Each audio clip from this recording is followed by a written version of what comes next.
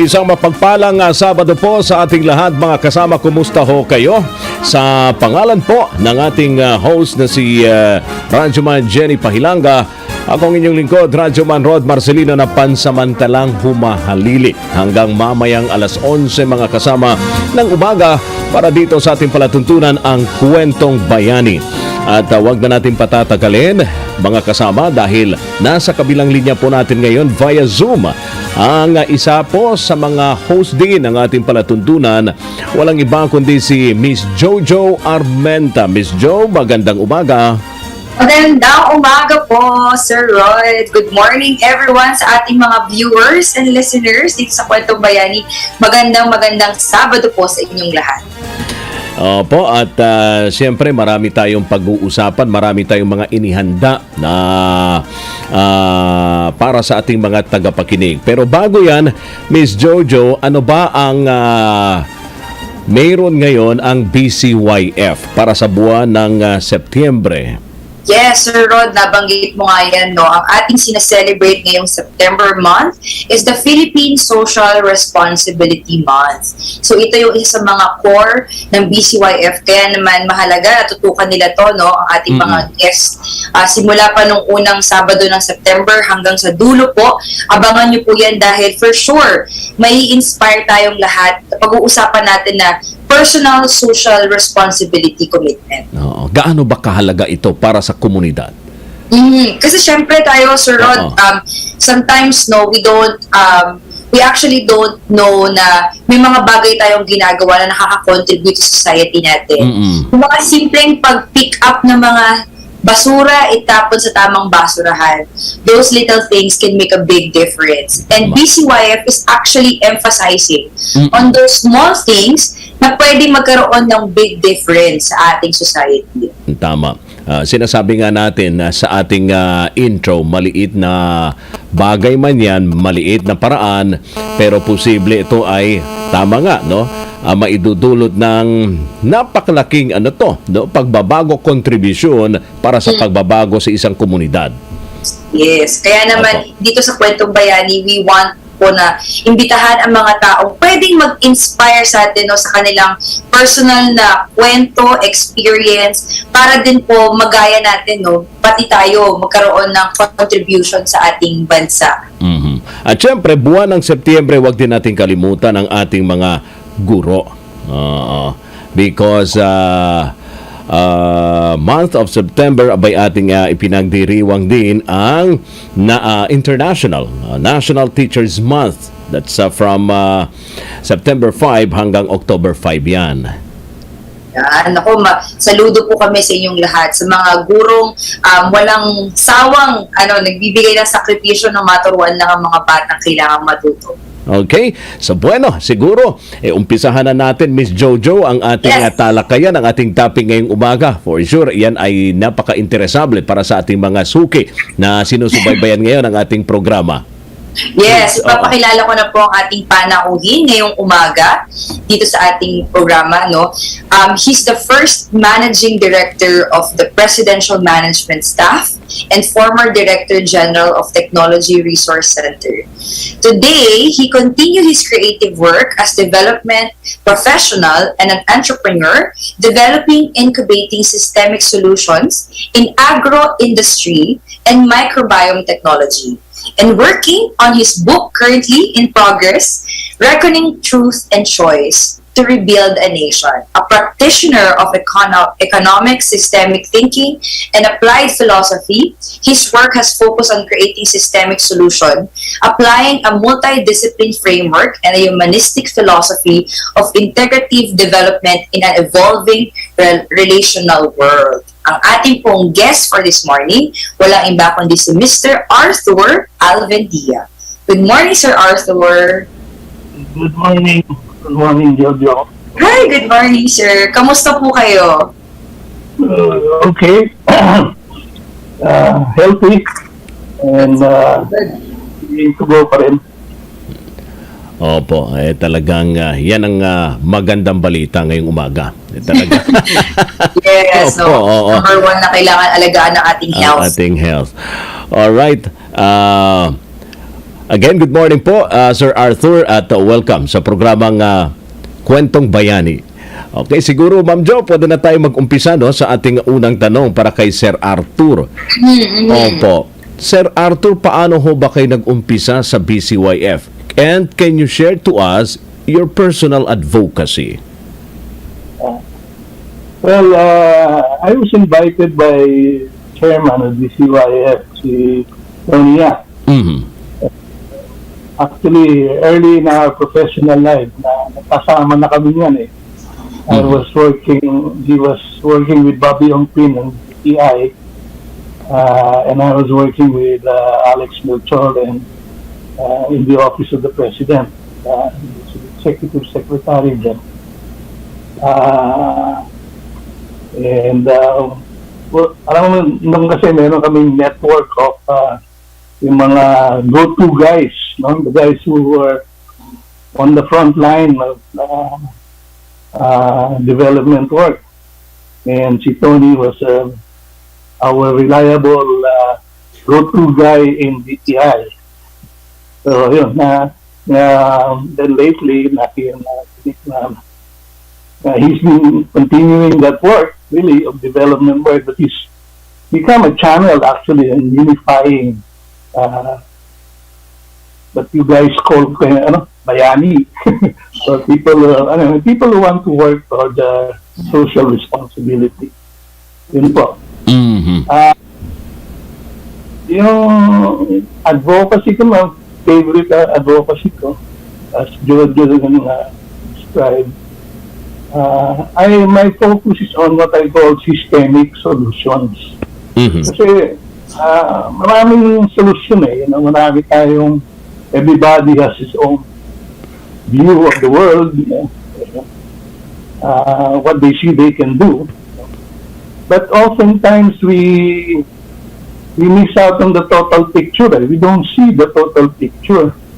You need a systemic solution. What I call a systemic solution is a solution that is based on what the total picture is, and then seeing the interconnecting systems, forces, institutions, leaders that have to be aligned, and be coherent as one solution and serving one purpose, bottom line, which is the national interest and the interest of the people. Mhm. Because solutions come together, but what do they serve?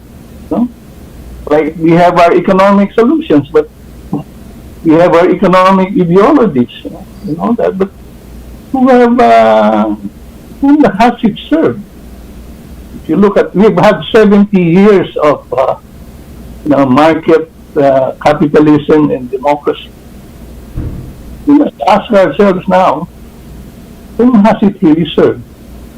So, because I think that unless we come up with what I call a systemic solution, paulit-ulit lang tayo sa mga pagkakamali natin, repetitive failures. And if you notice, we're still trying to solve the same problems that we were talking about 50 years ago. Mhm. Yeah. Mhm. Tama. Opo. Yun po. Okay. Ako, Sir Rod, napakadami natin matututunan kay Sir Arthur. Sobrang excited ako for this morning kasi I'm also very passionate about the country, and all that. At si Sir, napakadaming experience. Sir Arthur, Sir Art, sa dami po ng naging role nyo in serving sa corporate and then, of course, in the government, what's your favorite role? Ano po yung paborito nyong role sa lahat ng na-experience nyo? Well, actually, lahat ng mga causes, marami kasi ang systemic problems, So, lahat yan, I want to be involved into something in all of these areas, in agriculture, in biotechnology, in natural resources, etc. Pero so I actually have unified them and into what I'm working on is really a book. But while I'm working on the book, I'm still working on those solutions. So, hindi naman natutulog yun. But what I hope to do is really institutionalize a way of thinking, you know, a way of thinking and seeing things to pursue what I call true solutions. No? Actually, when you talk of a systemic solution, you're actually pursuing truth. No? Truth, hindi yung facts lang, hindi yung one side of the story, one favorite solution, one theory, you know, hindi ganun. Let's look at the whole thing, you know, and that takes it takes a new mind, actually, a new habit of thinking, which I think has eluded a lot of us, no? Kasi we were brought up in a culture and tradition na itong sagot, you know? It's either this or not this. It's either this leader or not this leader. Hindi ba? Well, walang katapusan yan. If you keep on thinking what I call in a dualistic way, you know, it's either or. It's either itong kakampi tayo o hindi tayo kakampi. Walang mangyari sa atin pagka ganyan. We have to look at the whole field. No? And yun. How you institutionalize that way of thinking is something we have missed on in our education. And even in our way of managing the country. Either bilaw ka or tulak ka. You know? Either Republican or Democrat. You know, our Lord did not teach us that way. Anyway, so yun ang aking, kumbaga, what I hope to be able to do, writing it out in a book, perhaps, and then, but even while I do that, I'm still doing some work in the areas of my favorite interest, whatever comes before. Like now, there are problems in agriculture, there are problems in power, our utilities. No? Then yung mga lumads, no? Yung mga ancestral domain lands, yan. Yan yung ating lupang hinirang. Opo. Yun na. So I want to work on. Oo. So sabi nyo nga, Sir Ard, ang dami nyong gustong tutukan. Agriculture, biotechnology, at yung iba pang mga problema na matagal ng problema ng ating bansa at hanggang ngayon problema pa rin. Yan din ang tanong ng taong bayan, Sir Ard, nakailang lider na po tayo at yun pa rin ang problema na paulit-ulit na pinipilit na mabigyan ng solusyon, no? Well, agriculture is one. Tama nga ho kayo sa agriculture hanggang ngayon. Yan din ang pinagtutuunan din ng pansin ng ating gobyerno, ang food security, yung pagtaas sa presyo ng mga produktong agrikultural na dati pa ganun na po yung sitwasyon. Pero ang tanong ko po sa inyo, Sir Art, what is your motivation and inspiration in doing all this?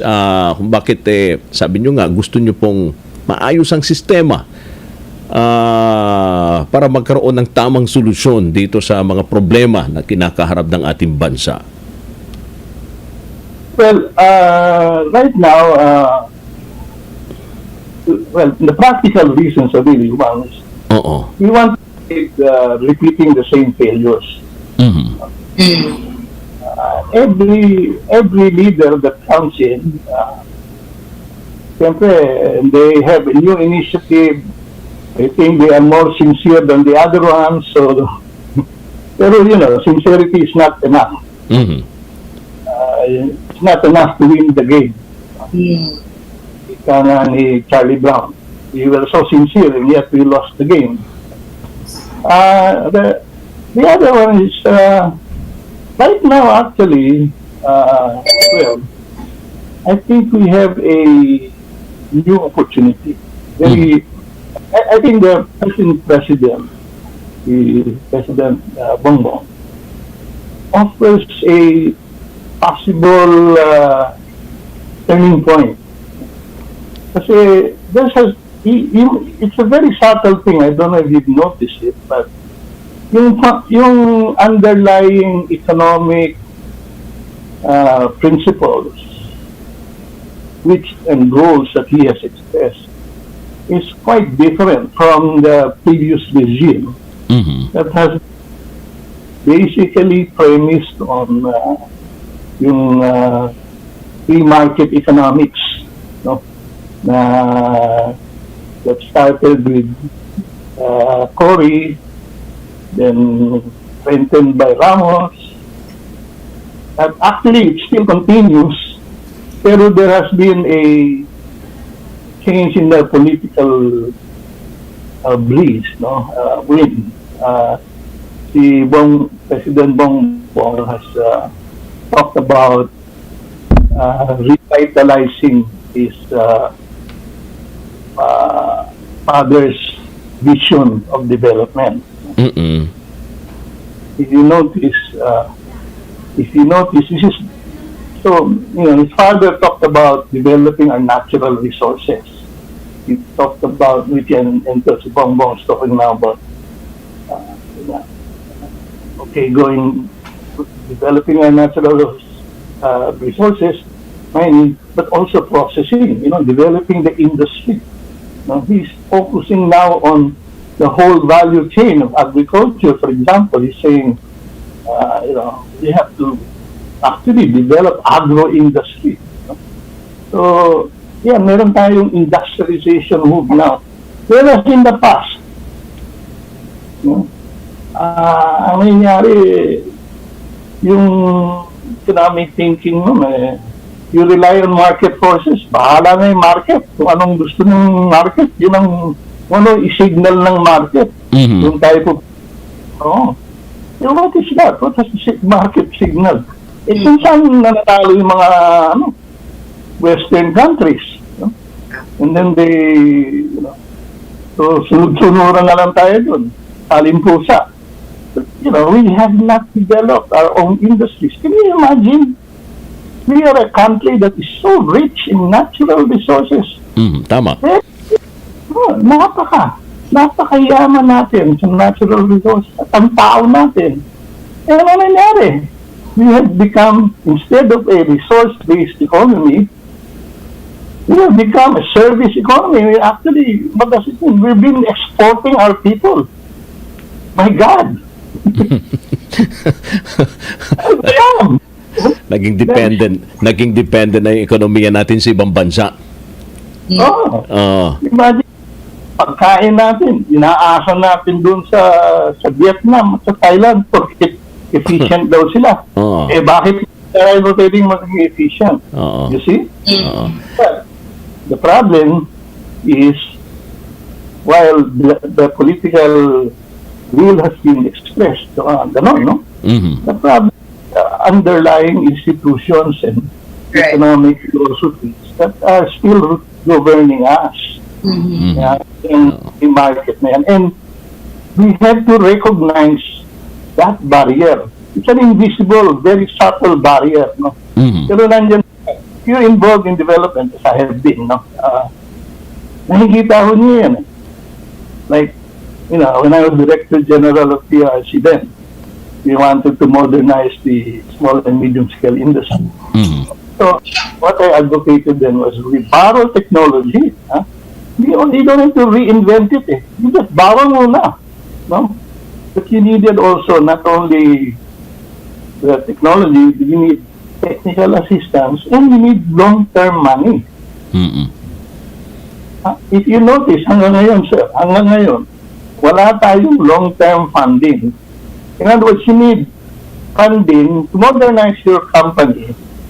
You need at least 10-year money with single-digit interest rates. Why? Because if you invest, I keep telling you, your cash flow will not become positive until the 5th year. Ito ang sabi sa akin ng isang industrialist who benefited from our program din sa PRC. They were able to integrate yung battery nila. Ito yung RAM car. You heard of that battery. They were able to do the whole battery instead of importing all its parts, no? Kasi assembly lang tayo. Kaya, alam mo, maganda yung programa ninyo kasi it takes us 5 years bago mag-positive yung cash flow namin. That's what it takes to modernize it. Ganun yun, no? So there are barriers or problems that has to be addressed. And that is still there. In the financing system natin, nandiyan pa yung problema na yan.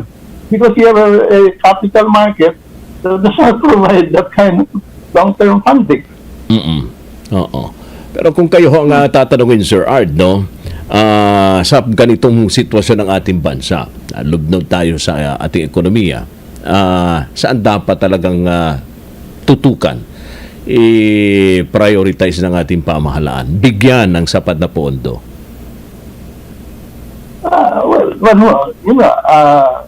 I think natural resources is very important. Kasi nandiyan ang kayamanan natin. Nandiyan yung comparative advantage na sinasabi. No? So our natural resources, which includes our agriculture, it takes a very deliberate,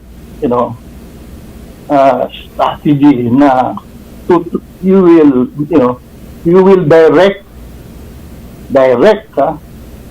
investments or funds, no, government-led, no, or government-provided funds to develop those industries.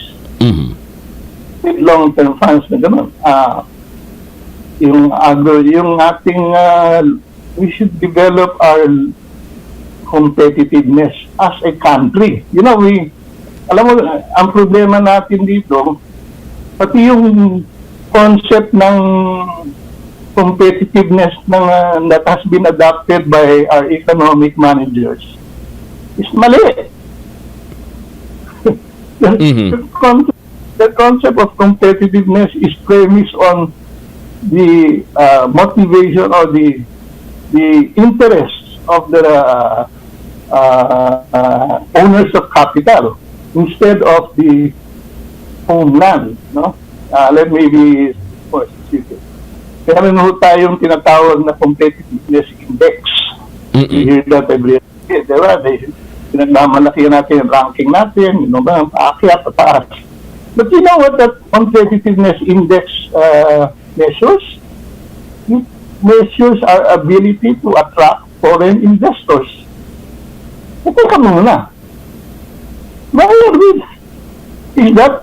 Is that the most important reason for getting investments here? To make the owners of that capital, the foreigners, rich? Hindi ho ba ang interest natin is development of our country's natural resources? Let me be more concrete, specific. For example, tingnan ho ninyo ang coconut natin. We have the comparative advantage in coconut. Di ho ba? We're still the number one, or I think, number two biggest producer of coconut in the world. But what has happened to our coconut? We export 80% of our coconut as coconut oil, which is still basically a raw material. We have not developed the downstream industries that generate more value. Yung mga fatty acids, yung mga oleochemical, that makes the shampoo, the soap, all that, and all those products, no? Meron pa mga medical products yan. So, in other words, we have exported raw materials natin, but the industrial value added is done in the other countries. So, dahil foreign investor dito, okay, develop nga yung raw materials mo, in-export, saan nag-occur ang development? Doon, sa bayan nila. It can happen again also in our minerals. So, we strip our mountains, we denude our mountains, yet, anong industry mangyayari sa atin? we used to have 17 million hectares of forest land. Now we're down to 3 million. But where is the industry? Do you have a wood industry? No. We even export the raw materials, and then it comes back to us as plywood. We don't even have a Philippine plywood. Oh, so lahat yan, oo, lahat yan galing sa ibang bansa. Oo. Yung buhay, our economic managers, just think of, basta tumamok yung foreign investment, okay na tayo. Oo. Teka. Sino ba ang dinidevelop nila? Whom does it serve? Yun ang tanong din eh. So we need a vision of development that develop, industrialize our lupang hinirang, develop our lupang hinirang. Nasa anthem pa nga natin yan eh. Naging masyadong dependent nga tayo sa mga foreign investors. Yun ang parating naririnig natin sa ating pamahalaan. Okay? Di ba, Miss Jo, kailangan nating gawin ito to encourage more foreign investors to invest dito sa ating bansa para matulungan ang ating ekonomiya. Pero tama nga ho kay Sir Art, tayo rito. Ano ba yung nagawa natin para matulungan mismo yung ekonomiya na mismo sabihin natin dito mag-uumpisa sa Pilipinas. Opo. Anyway, opo. Sir Art, Miss Jo will pause for a short break at marami pa tayong pag-uusapan patungkol rito nga sa advokasya ni Sir Art. At of course, yan ay nakakonect din, di ba, Miss Jo, sa advocacy ng BCYF. Yes. Yan ay pumapatak sa citizenship na advocacy ng BCYF. Opo. So for the meantime, break muna tayo. Yes. Ayun.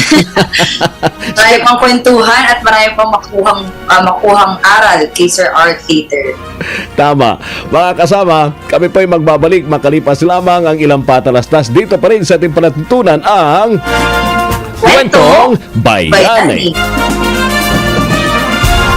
Malaki man o sa maliit na paraan, pwede kang maging bayani sa sarili mong kakayahan. Kwentong Bayani. Kwentong Bayani. Sa Metro Manila, DZXM. Radyo Trabaho. DZXM. Ang tunay na gabay sa hanap buhay. Kwentong Bayani. Kwentong Bayani. Mga kasama, tayo ho'y nagbabalik dito pa rin sa ating palatuntunan ng Kwentong Bayani. Alas 10:39 na po ng magandang umaga. Balikan natin ang ating host na si Miss Jojo Armenta na nasa kabilang linya. Nasa Zoom po natin, Miss Jo. Hi! Good morning po muli sa ating mga listeners and viewers dito po sa Kwentong Bayani. Kasama po natin ngayong umaga ay si Mr. Arthur Alvedia. So ituloy na natin, Sir Rod, ang ating diskusyon. Na marami tayong natututunan kay Sir Art. Sir Arthur, after all this na mga roles nyo po na involve kayo, development projects para sa ating bansa. Can you share to us some thoughts on what is your personal long-term vision for the country, for the Philippines? So, I think, my long-term vision is actually really expressed in our anthem, yung lupang hinirang natin.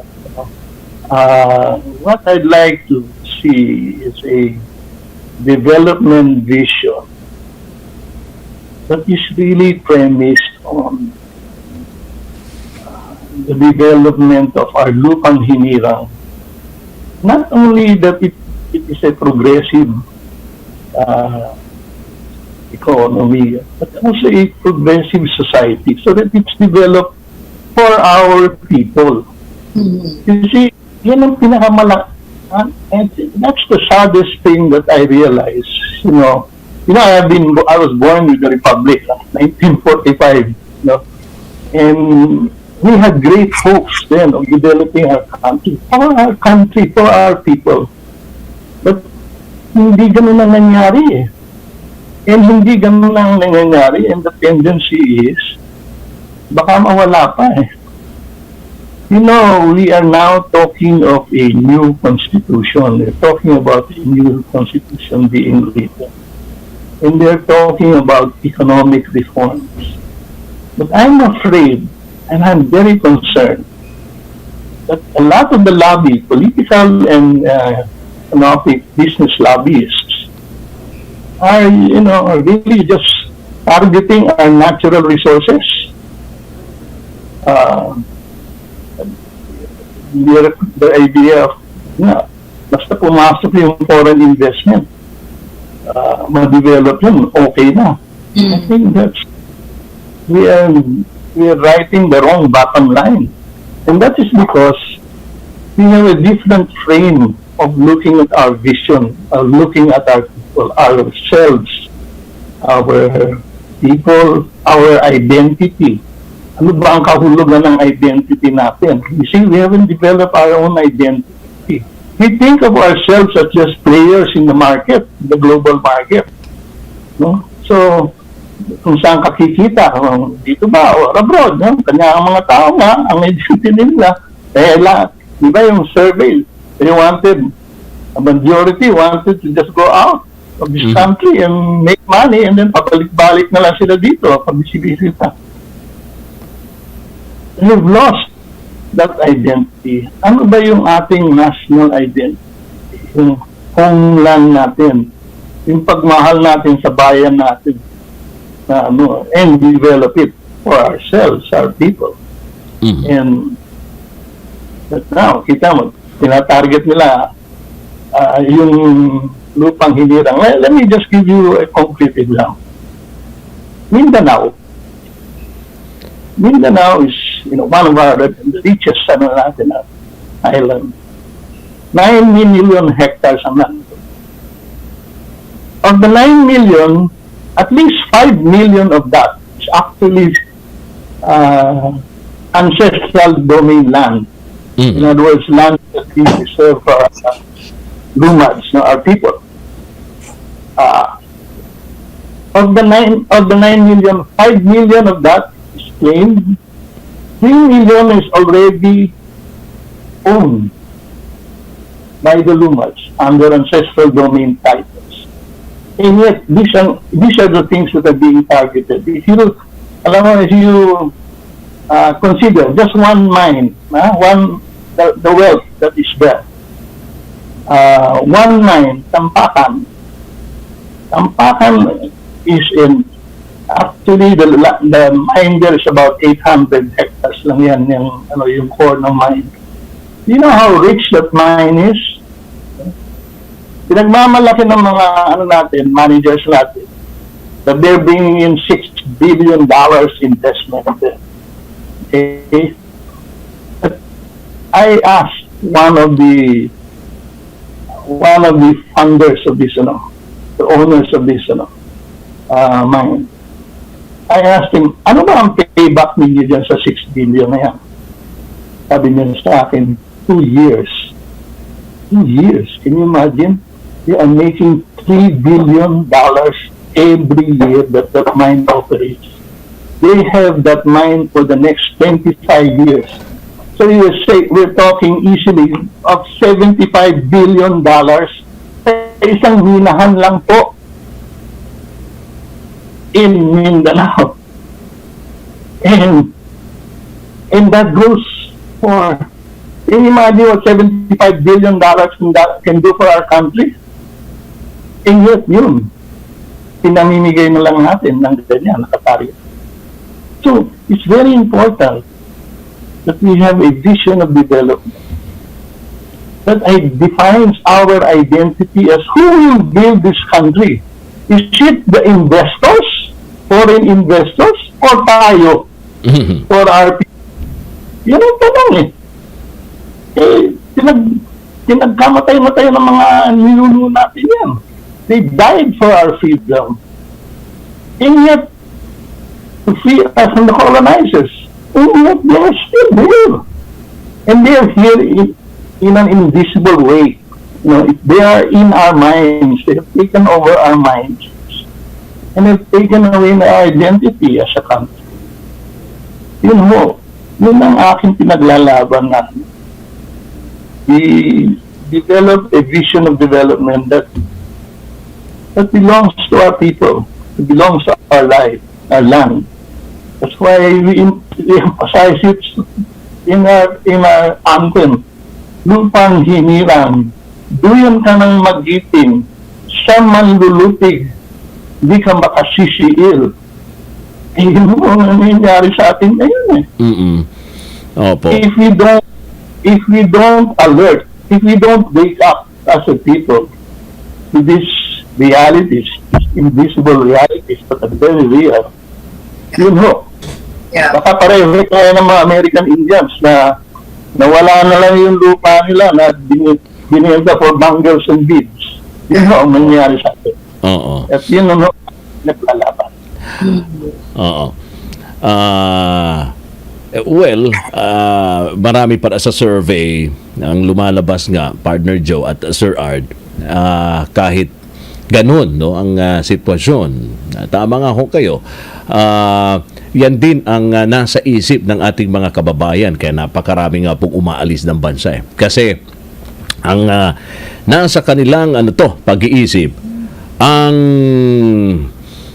pag-asa para sa kanilang mga pangarap wala na rito sa ating bansa. Nandun na. Nasa abroad na. Nasa iba't ibang panig na po ng mundo. Opo. Opo. Yun nga po ang maganda nga sana, nadinig na nga natin si President Bongbong, gusto niyang tulungan yung small farmers. Mm-hmm. But, if you look at the situation, hindi niya matulungan directly yung small farmer natin.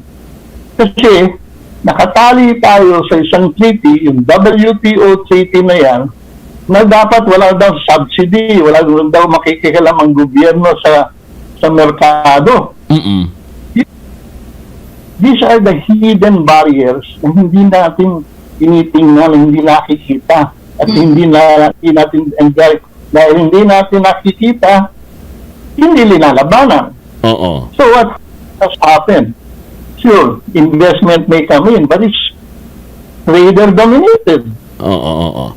Well, Ang trader, yun ha. Opo. Well, nabanggit nyo kanina, Sir Art, mayroon ho kayong libro, no?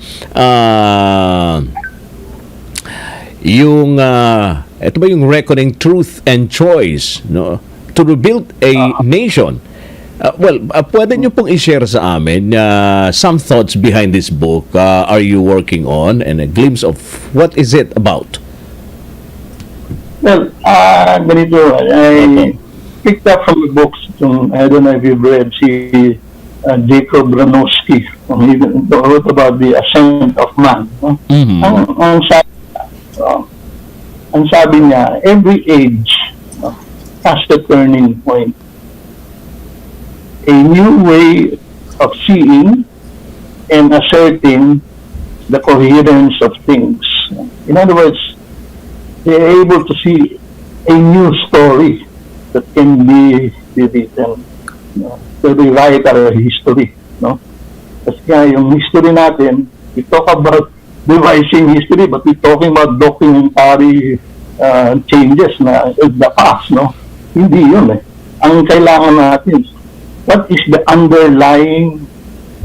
the underlying truths that will change our history, that will determine our history. I try to identify ano ba yung mga problema natin what are the systemic problems in the different sectors, no, that we are so na-mention ko na po yung isa, for example, very fundamental is our identity, no? Yung concept natin of our identity is we are players in the marketplace. So that's why the Constitution is being framed to make us better players in the political economy of the world. Hindi para sa bayan. Who is building this country and for whom are we building the country? So identity is one of them. No, so the Constitution will need to be addressed. No? So, yun, I identify ano ba yung critical decision doon, critical no concepts that have to be placed there. No? So, identity is one. No? Then, whom do we build it for? A concept of development. What is our concept of development? So, is it just rewarding the owners of capital, or is it rewarding the owners of the homeland, of our people, of our, That's what, so, I identify the barriers. Like, again, another one, in agriculture, for example, we've been trying to solve the problem of agriculture. Ano yung systemic problem na nandun? Ang problema doon is the problem of smallness of the farm enterprise. As long as that structure is such na ang players mo, ang farmer mo is just an atomistic player. He does not have the scale. Kailangan lumaki yan eh. Na it will be able to afford investments and bringing in the cost of new technology and having direct access to the market. You have to reorganize the sector. So the problem of smallness has to be addressed in agriculture. The problem of government intervening and deliberately building an industry. You cannot rely on market forces to develop the industry kasi it will develop it according to anong gusto ng mga dominant winners. And who will build it for our people? Okay. Nawala ata si Sir Okay, nandiyan. Opo. We already base industries na mag-modernize. Abay, pinasukan ng economic theory na sabihin, masama yung import substitution dahil magiging protectionist tayo and all that. But actually, looking at it in a negative way. Naman, you look at our glass, it's half filled. Is it half empty or half filled? No? You look at reality. Ang tinuro sa atin ng economic education natin, which by the way is still prevailing up to now.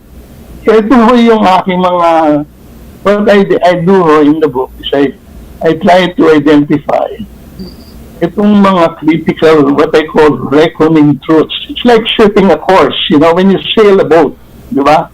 You triangulate, natutunan ko ito sa isang fisherman, natuturo mag-fishing kami.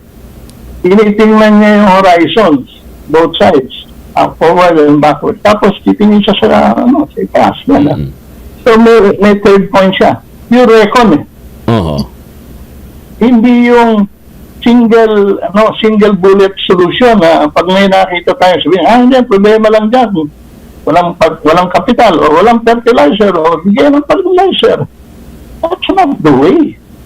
You look at the total picture. You look at the whole truth.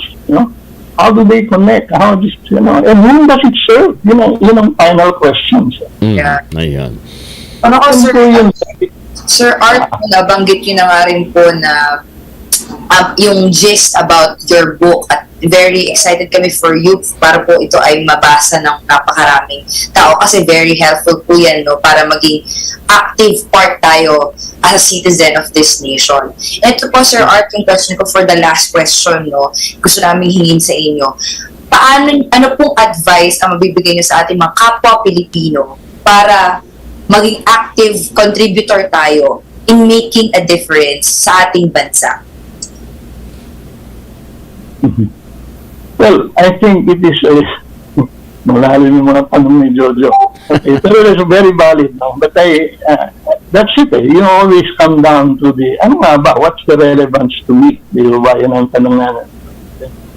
Well, I think the relevance is it's actually, ang advice ko is always consider the role of truth. Pursue the truth. What do I mean by the truth? what is truth? Truth is seeing the thing as a whole. You know, when you are looking at the problem or looking at the situation, look at the whole picture. Try to get as whole a picture as possible. See, don't just settle for what they call facts. Sabihin nila, ito yung facts. Tapos mag-enumerate sila ng facts. Pinipili naman nila kung ano yung gusto nilang pakitang facts. Sinayin ba ang gusto o anong belief nila. You don't see the whole picture. Yeah. So, you have to see the whole picture. See how it is interconnected. Mhm. How is it linked? How do the beliefs connect with other beliefs? How do the facts or the events connect with the other events? Yeah. What are the systems in play? Who are the leaders in play? No? And ano yung mga institusyon, mga nakatagong mga rules and mga batas, mga rules na nakatago dyan na hindi, anong effect nun? So, you have to see the coherence. Yeah. And then align it, and then ask the question: Ayun. Mhm. whom does it serve? Ayun. You see, Mhm. you know. And so, if you see things like this way of thinking, whether you're an individual or a corporate or a president, I think that will serve our country, our people, and our God. And I think it will give meaning to our lives. Opo. Kahit na anong liit mo, pag nakita mo yung katotohanan, I think that will unify us. Opo. Napakalinaw po, no, Sir Art, ng inyo pong mensahe para sa ating mga kababayan. At sana ayan ay tumatak, no, sa mga nakikinig ngayon, Miss Jo, no. Tumatak hindi lang para sa mga simpleng Pilipino, maging doon sa mga namumuno din. Alright, naku, napakabilis ng ating oras, Miss Jo. Nako, maraming salamat po, Sir Art, for your time. I know na marami kayong pinagkakabalahan.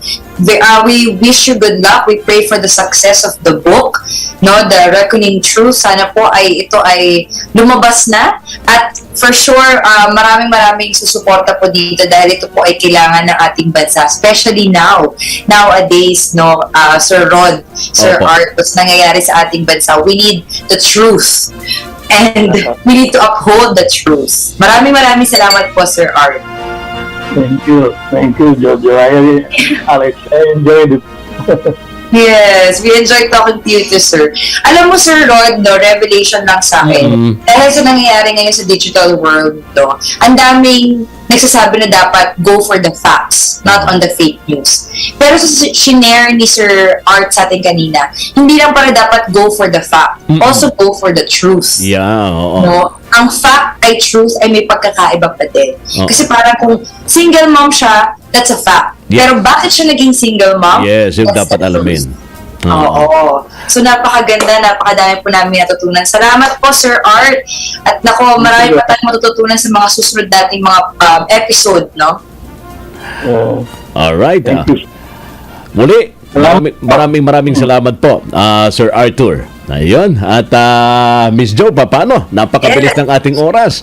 Okay? Oo. Po, muli, iniimbitahan po namin kayo, no, na subaybayan ng ating program na every Saturday po mayroon po tayong iimbitahan to talk about personal social responsibility. Kaugnay na po dito sa celebration ng BCYF na Philippine Social Responsibility Month. Muli, maraming salamat po. At mula sa BCYF, ako po si Jojo Armenta. At sa pangalan din ni Radyoman Jenny Pahilanga, ako naman si Radyoman Rod Marcelino. Hanggang sa susunod na episode dito pa rin sa ating programang Kwentong Bayani. Malaki man o sa maliit na paraan, pwede kang maging bayani sa sarili mong kakayahan. Kwentong Bayani. Kwentong Bayani.